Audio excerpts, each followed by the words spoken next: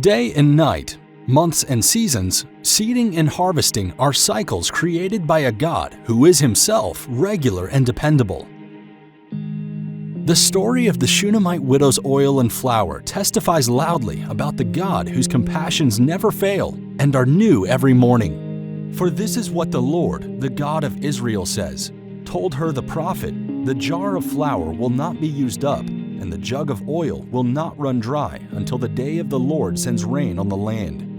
Every single day during these 3.5 years of famine, there was food on her table. She never missed a single meal.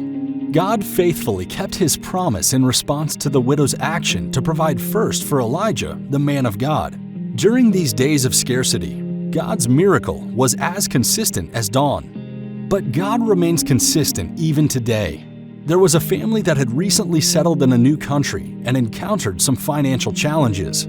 Their family budget was not balancing, so they decided to remove all superfluous expenses. But that wasn't enough. It was now time for some drastic decisions: temporarily cut their giving to God through the church, or not enroll their son in his piano classes.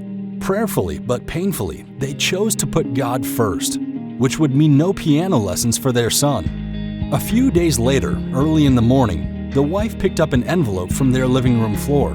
The envelope was sealed and had no name written on it. When she opened the envelope, she couldn't believe it. "There's money inside," she said. The amount was more than enough to cover the fee for piano lessons for at least 3 months. It was at this exact moment that the family experienced the consistency of God's care. While some life circumstances may tempt us to interrupt our regularity in worshiping God with our resources, God expects us to trust Him by worshiping Him with our tithes and promise as regularly as He blesses us with an income or increase. The wise Solomon said, "Honor the Lord with your possessions and with the first fruits of all your increase, so your barns will be filled with plenty and your vat will overflow with new wine." Allow God's faithfulness and regularity to inspire you as you worship Him with your tithe and promise. May we put our desires last and God first.